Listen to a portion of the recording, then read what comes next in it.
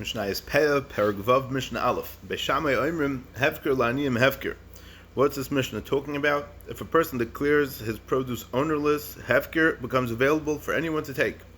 Moreover, produce that is Hefker is potter from Truma and Meiser, as mentioned earlier in Perek Aleph. This Mishnah is going to bring a machlekes about whether a person can make his produce Hefker in a limited way.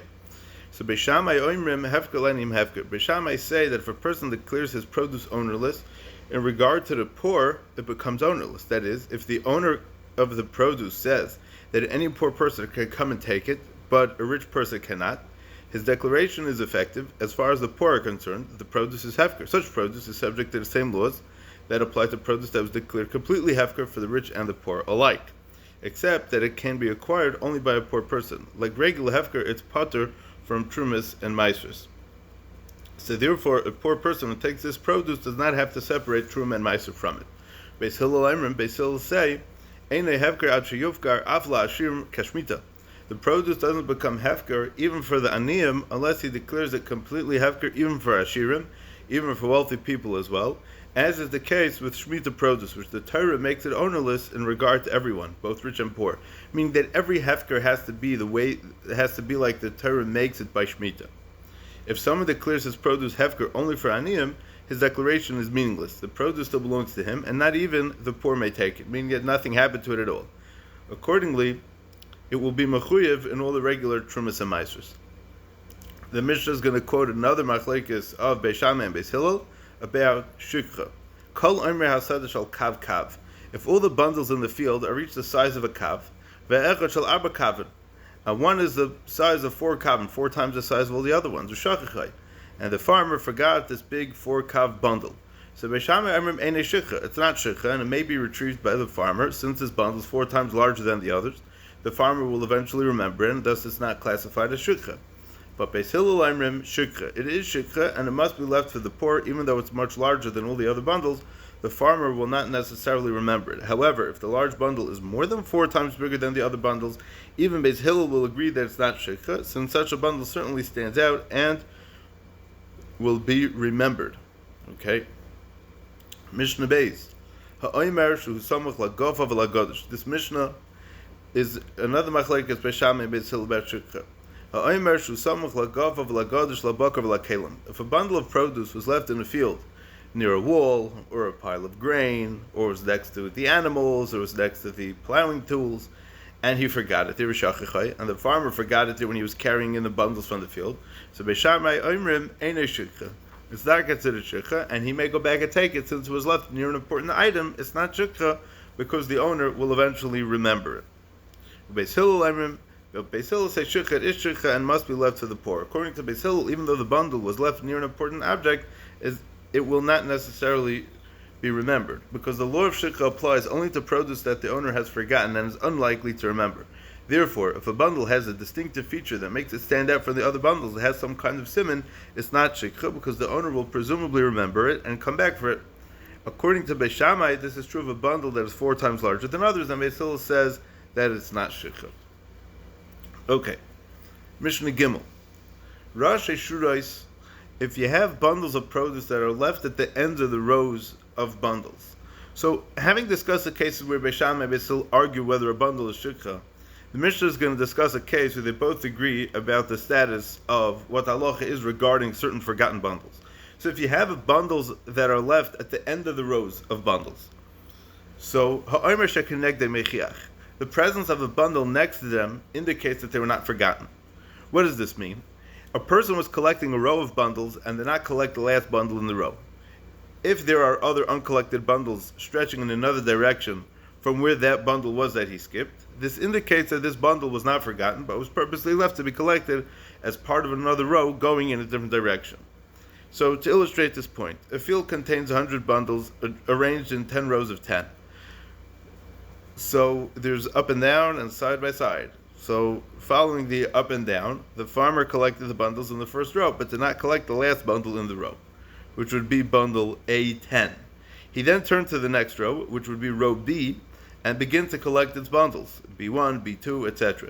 The fact that the skipped bundle is next to the uncollected bundle, the B10 through J10 on the bottom, indicates that the farmer did not forget this bundle, but plans to collect it as part of a row going from side to side instead of up and down.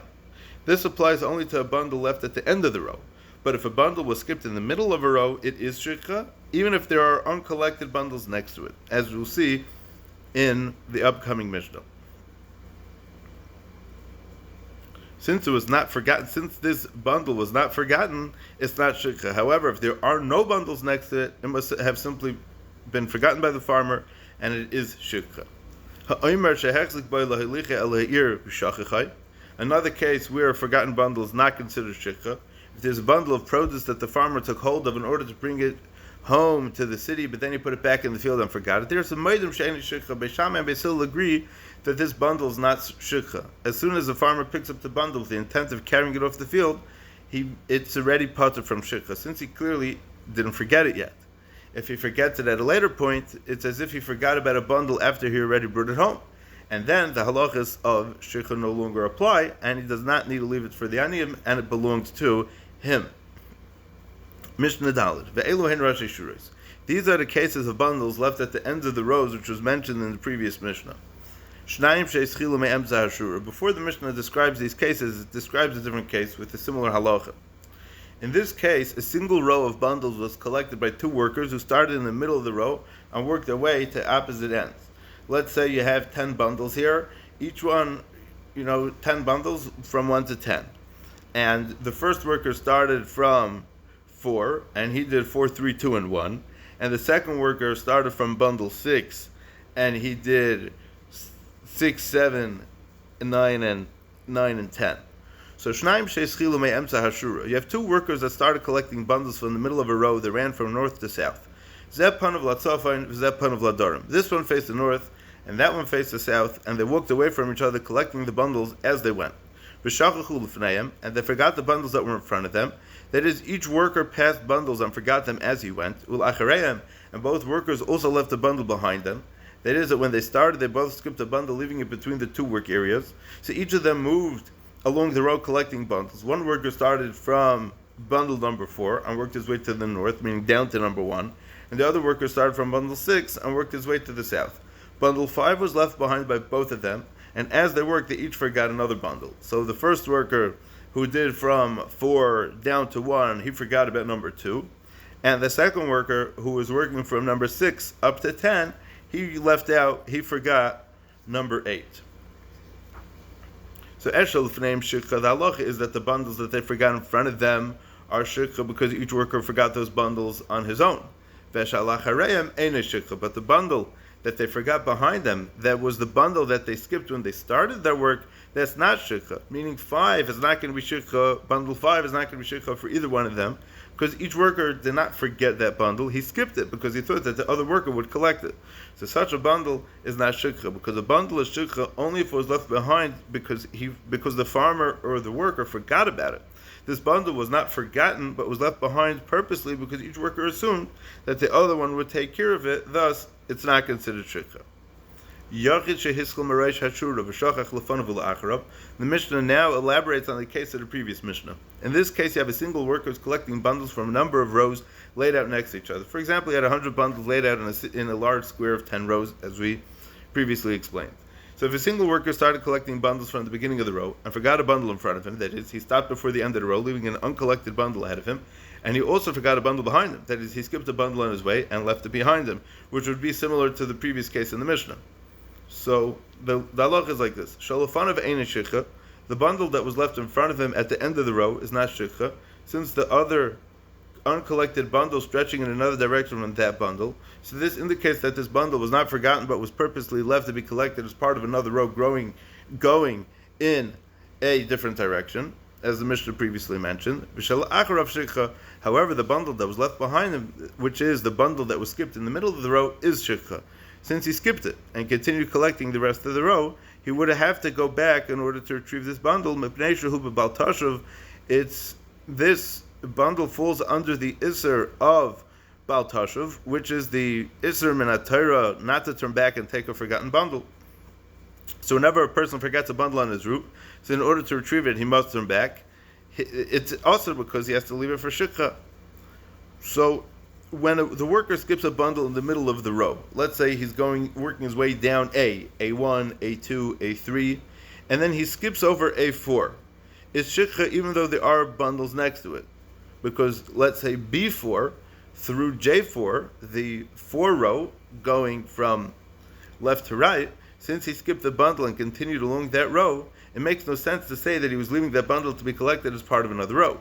It's clear that he simply skipped a bundle on his route, and thus the Torah prohibits him from turning back to take it. However, when he simply finishes the row before he reaches the last bundle, it's likely that he planned to collect it as part of his own row. Therefore, it was never on his route, and is not forbidden to collect it, because it's only asur b'val tashuv if it's on your route. Zeh haklal. The Mishnah sums up what the halacha is. Kol shehu b'val tashuv shikha. Whenever a bundle is going to fall under the isser of not turning back, for example, a bundle that was in the middle of the row that was forgotten, and the only way to collect it is to turn back, the forgotten bundle is shikha. But whenever a bundle is not subject to the isser of bal tashuv, for example, a bundle was left at the end of the row, and the farmer can collect it as part of its own row without turning back, that bundle is not considered shikha. Let's say he starts from 10A and goes all the way down 10A all the way to 10J, and then he goes to 9J, and then works his way from 9J all the way to 9A. So even though, let's say, 9A, he skipped over now, but it's not Bal Tashuv because he's going to come back around to it when he gets back to 9A, because he's going back and forth. He's going from left to right, and then 9 he's going from right to left. Mishnah Hey. Shnei armim shikha, shleisha eina shikha. This Mishnah teaches that there's a limit to the number of bundles that become shikha. 1 or 2 bundles of forgotten grain are shikha, but 3 or more are not considered shikha. If a farmer forgets 3 bundles in the same part of the field, none of the forgotten bundles are shikha, and he may go back to take them. However, if bundles are forgotten in different parts of the field, sections that are far enough apart that they are not harvested at the same time, all the bundles are shikha, no matter how many were forgotten in total, as long as there are no group of 3 bundles together. Shnei tziburei zeisim v'charuven shikha. Shikha applies to other kinds of produce that are forgotten in the field, the same way it applies to tvua. The Mishnah says that the limit of shikha, the Mishnah gives limits of shikha on other kinds of produce as well. Similarly, if 1 or 2 forgotten heaps of olives or charuven, which are carob, which are buxer, are shikha, u'shleisha eina shikha. But if 3 or more heaps are forgotten in one place, they are not shikha. When olives and charuven were harvested, they were first piled into small heaps in the field, when the heaps were later gathered from the field into a large pile. Bringing these heaps to the pile is the same as bringing bundles of grain from the field. Just as a bundle of grain forgotten in the field is shikha, so too you have a heap of olives or carobs forgotten in the field. What's the difference between a heap and a pile? My understanding is that a heap is that you just left it there, you plopped it around, it's not eaten in any orderly fashion. Masha ein kain, a pile is when you piled it up and you try to keep it organized and you try to keep it in a certain way. Shnei hutzne pishton shikha, ushloisha eina shikha. 1 or 2 forgotten stalks of flax are shikha, but if 3 or more stalks are forgotten, they are not shikha. With flax, shikha applies to individual stalks rather than to bundles, because flax was not gathered in bunches in the field. The individual stalks were carried off. So carrying these individual stalks is the final stage of gathering the flax, and shikha applies whenever a produce is gathered in for the final time, as we mentioned earlier in Perek Hay. Shnei gargarim peret, ushleisha einon peret. Individual grapes are full of a cluster while it's being picked is known as peret and must be left for the aniyim, as we're going to see later on in Perek Zayin. The Mishnah teaches how many fallen grapes are peret. So if 1 or 2 individual grapes fall from a cluster, they are peret and must be left to the poor. Shleisha einon peret. But if 3 or more grapes fall at one time, they are not peret and may be retrieved. Shnei shibalim leket, ushleisha einon leket. Similarly, if 1 or 2 individual stalks of grain fall during the harvest, they are leket. But if 3 or more stalks fall at once, they are not leket. Elu k'divrei Beis Shammai. The Mishnah ends off that these rulings are a machlekes. These halachas, that 3 dropped items belong to the owner, is kishitas Beis Hillel. While kulan Beis Shammai omrim shleisha la'aniyim v'arba l'balabayis. But all of these items, whether we're talking about bundles of grain or olives or carobs, Beis Shammai say that up to 3 forgotten or dropped items belong to the poor. And if there are 4 or more, they belong to the owner. And each one learns the pasuk differently. The Rab explains the Taimayu Mishum Dechsiv La'ani V'Lager Tazoi V'Yisam. Chad La'ani V'Chad L'Ger Harei Shnayim. So one goes to the Ani and the other goes to the Ger. That's 2. That's how Beis Hillel learns. Beis Shammai Amri Shleisha La'aniyim V'Arbol L'Balabayis. Beis Shammai say that 3 go to the Aniyim and 4 go to the Balabayis. Dechsiv. The pasuk says L'Ger La'Yasam La'Almana Yiyah Harei Shleisha La'aniyim. 1 for the Ger, 1 for the Yasam, and 1 for the Almana. So then you would have 3. That's why it's Shleisha La'aniyim, and if you have 4, then that would go to the Balabayas. Mishnah Vav. Aside from the limit on the number of bundles that can become shikha, there's a limit on the size of the bundle that can become shikha, which we mentioned previously a few mishnayos ago. So if a bundle of grain contains the volume of 2 sa, and the farmer forgot it in the field, it's not shikha, because shikha only applies to a bundle, and a bundle this big is considered a stack of grain, and it's not considered a bundle. And the Torah says that the bundle must be left for the aniyim. This excludes a package of grain so large that it's not considered a bundle. Meaning you could have something so big, it's not considered a bundle at all. Shnei amrim b'behem sasayim. What if you have 2 bundles that combined contain 2 sa of grain? Each one contains a sa. So if they were forgotten together in the field, it's a machlekes. Meaning they were forgotten together in the same area of the field. So Ram Gamliel Omer L'Balabayis. Ram Gamliel says that it belongs to the owner, that it's not shikha. The Chachamim say la'aniyim, it belongs to the aniyim, and they are shikha. Ram Gamliel. So Ram Gamliel defends what he says.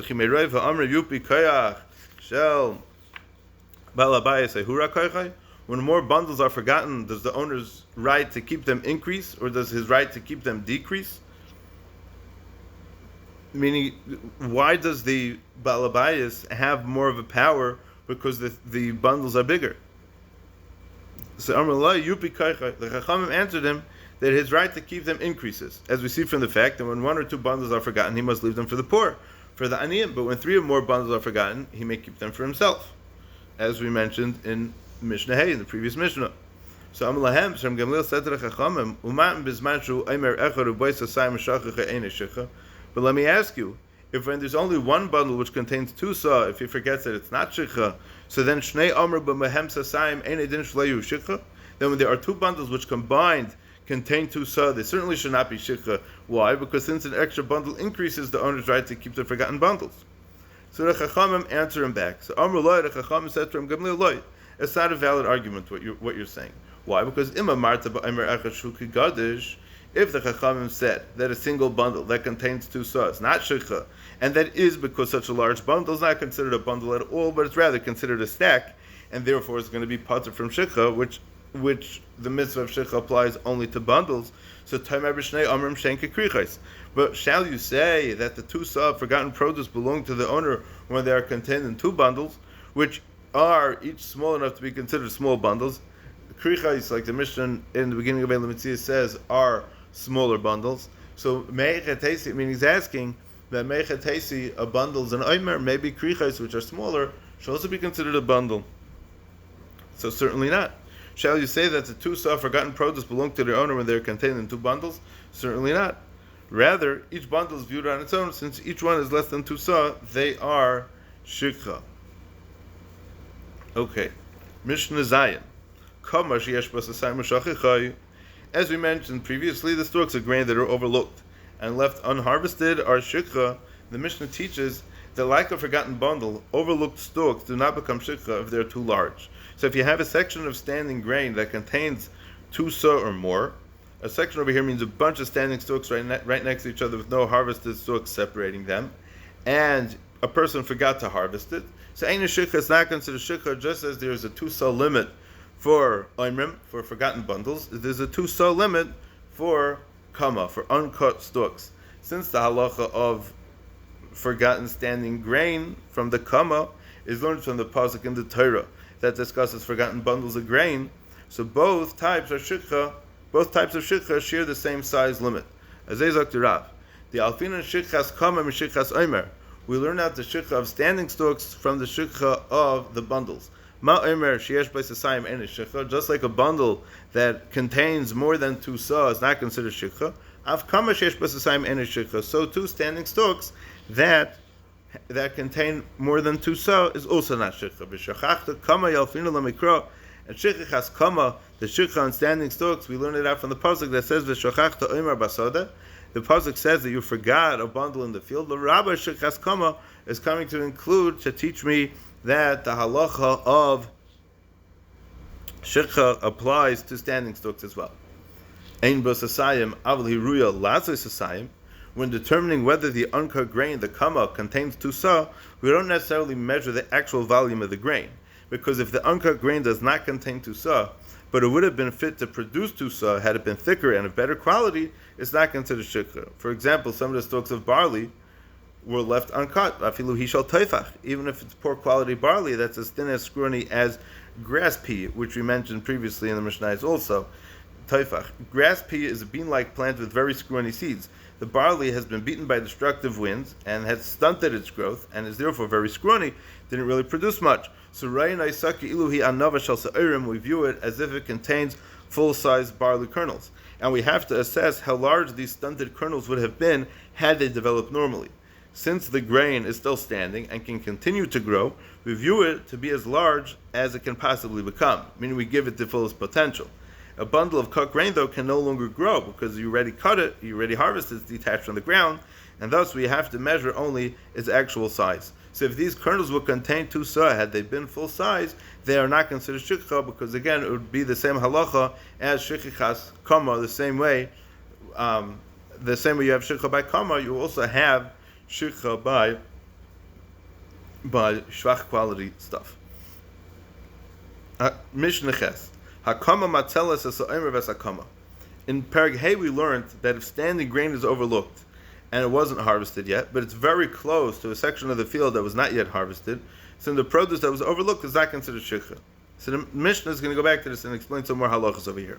So hakama matzelas as ha'omer v'sakama. The presence of standing grain nearby prevents a forgotten bundle of grain or forgotten standing grain from becoming shikha. That is, a farmer forgot to collect a bundle of grain or to harvest some stalks, but the forgotten bundle or stalks were very close to the unharvested section of the field, they're not considered shikha. The Mishnah previously explained exactly how close forgotten stalks must be to unharvested stalks. As for a forgotten bundle, it is saved by nearby unharvested stalks as long as there's no unharvested section between the bundle and the stalks. However, the presence of an uncollected bundle of grain does not prevent a bundle of grain or standing grain that was forgotten nearby from becoming shikha.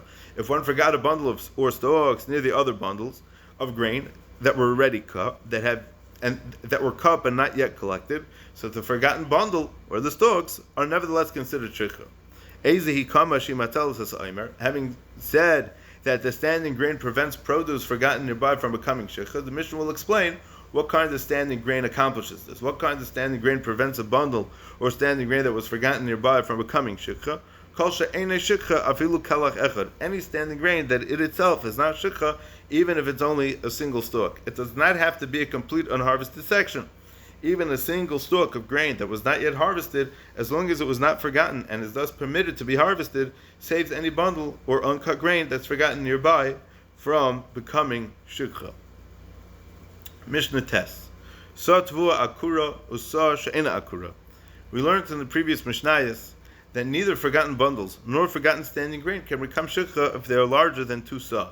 The Mishnah is going to discuss whether forgotten bundle can combine with the grain that's standing next to it to make up the shear of sasayim. So if you have a sa of tvua, of detached grain, which is a bundle of grain that was already cut, and it was forgotten right next to a sa of grain that was not detached, and it was overlooked, and it was left unharvested. V'chein be'ilan, and likewise in the case of a tree, if a sa of picked fruit was forgotten, and the sa of fruit was overlooked and not picked, so as mentioned earlier, shikha applies not only to grain, but also to fruits and other kinds of produce. With fruit, as with grain, shikha applies both to picked fruit and that was forgotten, and to fruit that was overlooked and not picked. V'hashum v'habetzalim. And similarly, with regard to garlic and onions. If one sa of picked garlic or onions was forgotten, and another sa of garlic or onions was overlooked and not picked, so einan mitzarfen l'sasayim. In all of these cases, the forgotten harvested produce does not combine with the forgotten unharvested produce to be exempt from shikha.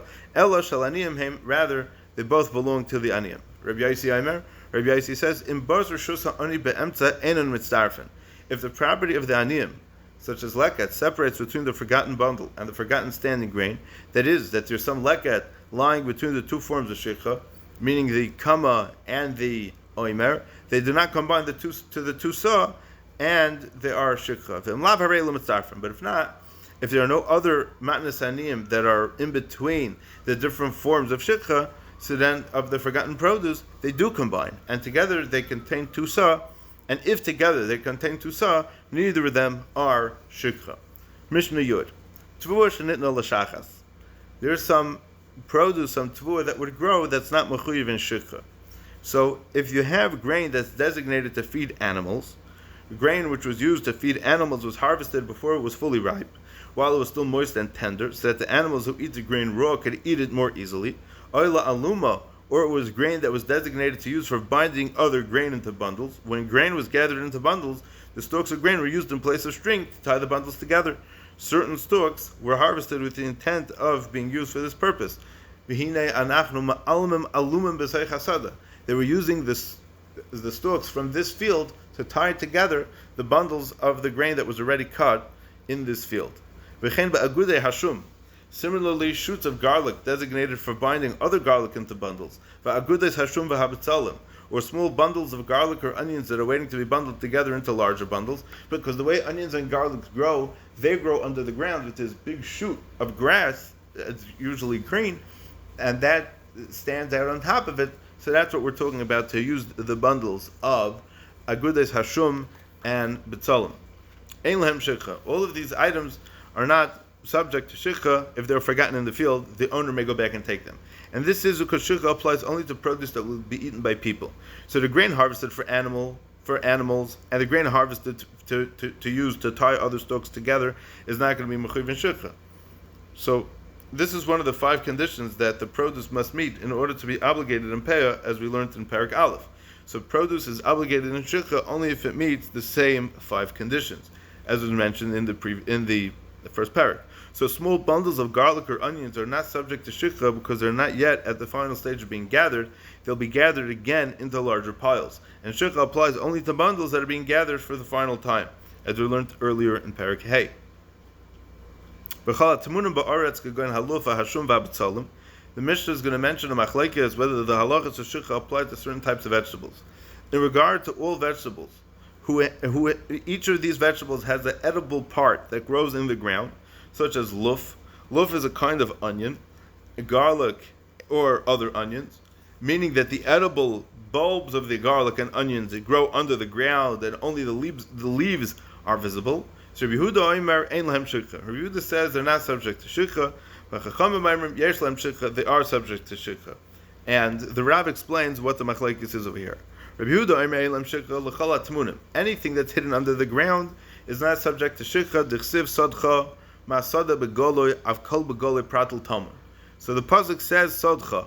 Just like a sada, a field is something open and it's clear and you get to see everything that's there.